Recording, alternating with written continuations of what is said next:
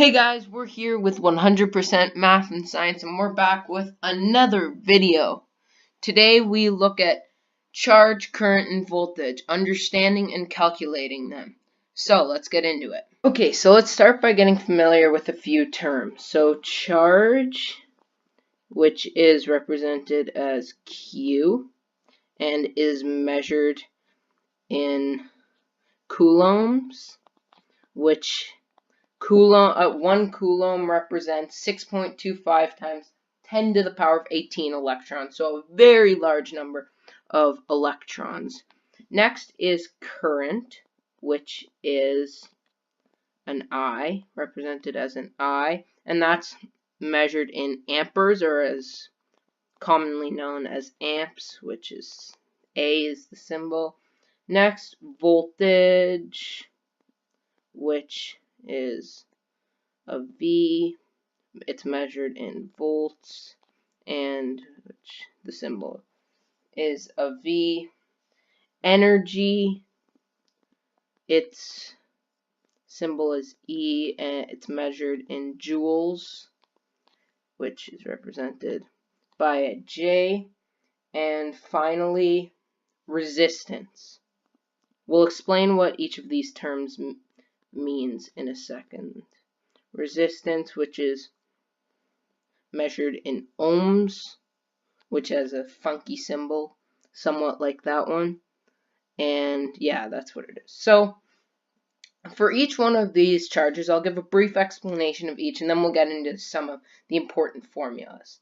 So charge is pretty much how much charge there is, not necessarily how much energy the charge possesses, as shown in coulombs, how many electrons there are. Then current is a ratio involving charge and time, which time is obviously, for the sake of this, time is t and measured in seconds. So current is just how much charge there is in a given amount of time. Voltage is also known as potential difference. Voltage is commonly thought of as how powerful the charge is, but it's not necessarily that. It's about how much of the energy the load is using in a circuit, which we'll get into in a second. Energy is how much energy the electrons possess. Resistance is how much resistance is when electricity is flowing through a circuit. Resistance is how much of this electricity is lost because of resisting factors. These can be different, such as things given the properties of the object, but these take away the electricity, and that's actually what gives off light or heat or whatever we're trying to power. So resistors are very important, and that's what creates the voltage or the potential difference. And then time, obviously we know what that is. So the first formula is, and probably most important, is I equals Q over T. So I is the current and Q is the charge. So the charge divided by the time, so the charge in coulombs divided by the time in seconds, time always has to be in seconds, will give you the current in amperes, or amps, represented by the A. The next formula is the voltage formula for voltage. There's actually two formulas, but this is the first one. Voltage equals the energy divided by the charge. So the energy, which is measured in joules, and which is this, and divided by the charge, which is measured in coulombs.